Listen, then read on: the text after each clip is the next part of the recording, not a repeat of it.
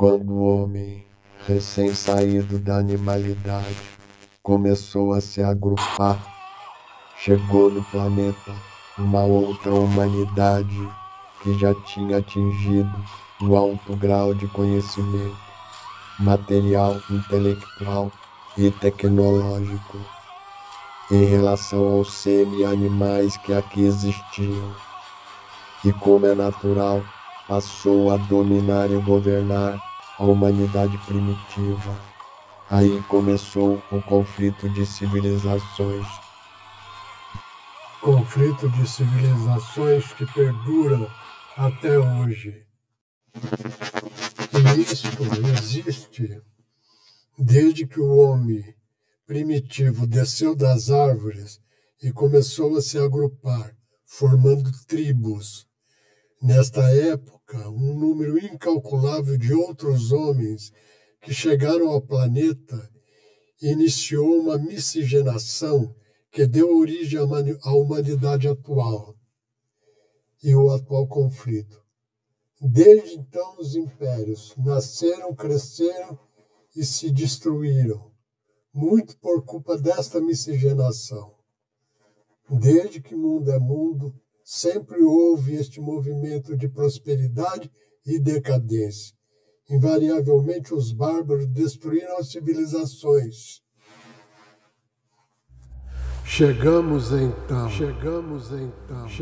nos dias atuais, civilização de alto poder tecnológico e material. Em pleno século XXI, a humanidade se encontra num conflito ancestral.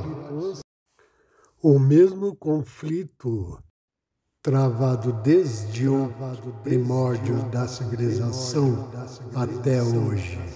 Forma, né, de criar galera cega que segue eles. Me dá 5 mil reais, você é um otário, me dá mais 5. É uma coisa de hipnose mesmo. Eu que vou te tirar daí. Então o Brasil precisa sair desse modo do paizão.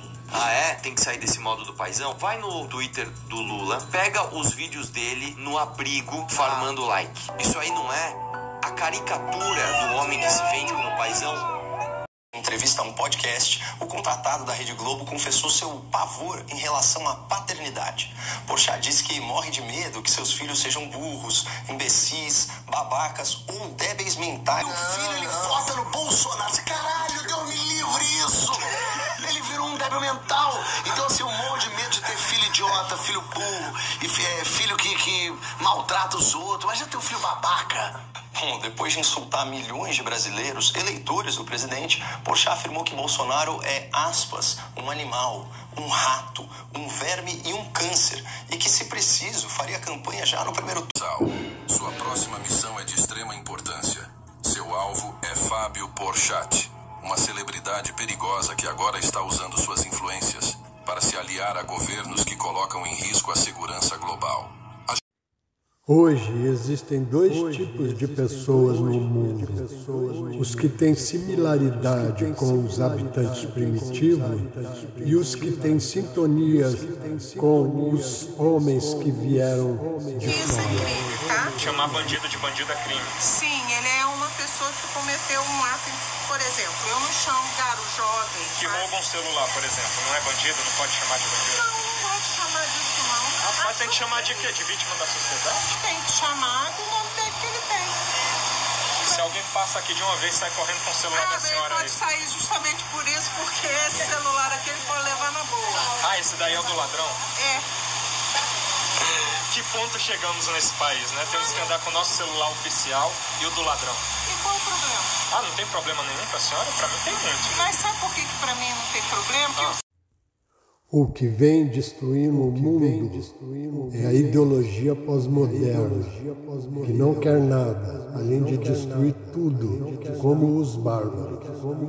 Todas estas pessoas que defendem e justificam a degradação, a corrupção, os crimes cometidos pelos políticos e quem está no poder contra a população e os cidadãos, todas estas pessoas são, na verdade, os verdadeiros criminosos, porque por causa delas que o criminoso mantém o poder. Se existissem somente pessoas íntegras, ou pelo menos a maioria, o crime seria varrido da terra e o mundo se tornaria, por fim, um lugar civilizado para se viver. Vírus mental, tal do vírus woke, que realmente vai de mente em mente, levando tudo, arrastando as coisas ao seu alcance, que nasceu desses influenciadores pós-modernos dos anos 60, como eu mencionei Foucault e Derrida e Said e os interseccionais e todos os outros, que por sua vez veio de um mal-estar de marxistas e esquerda em geral, um mal-estar com o fato da ideologia deles ter fracassado, ter colapsado. E o que ela quer? Ela não propõe nada, porque os pós-modernos, eles são muito difusos. Ela quer, no final do dia, destruir o mundo ocidental. E nisso ela encontra uma série de aliados. Então você está vendo hoje, de um lado, o mundo ocidental moderno, a ideia de separação de poderes, de democracia, de direitos individuais, de objetividade, de racionalidade, de produzir, de capitalismo, de competição, de liberdade econômica. Você vê esse pacote em ameaça.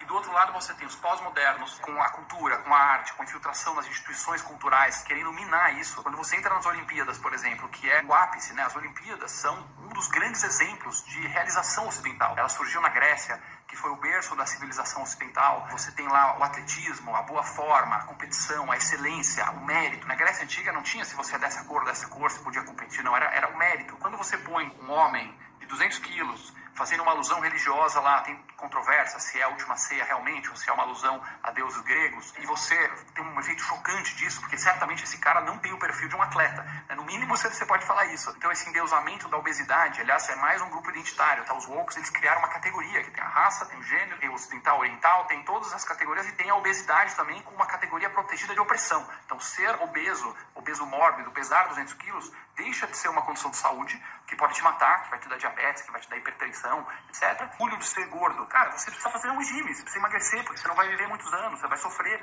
com essa condição. E isso é destruído pelos pós-modernos. Então, de um lado esse mundo ocidental, do outro lado os pós-modernos, você tem o mundo islâmico também, que também odeia o mundo ocidental, porque odeia a separação de religião e Estado.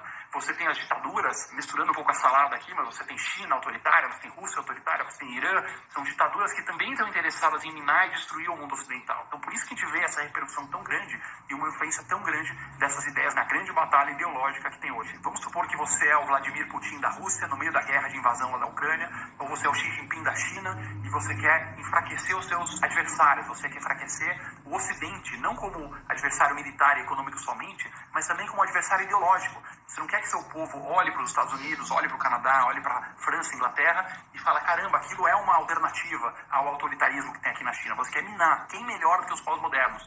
Que estão o tempo inteiro martelando nas universidades, nas escolas, na mídia, em todo lugar, martelando que nosso país é perverso, a nossa história é somente de escravidão e opressão o tempo inteiro. É um país marcado por machismo, por homofobia, por racismo o tempo inteiro, e a gente só tem que pedir perdão para os outros países que são superiores. Quer dizer, quem está martelando isso dia e noite, minando e destruindo a cultura ocidental. Então, pessoal, esse vídeo foi bem mais longo que o normal.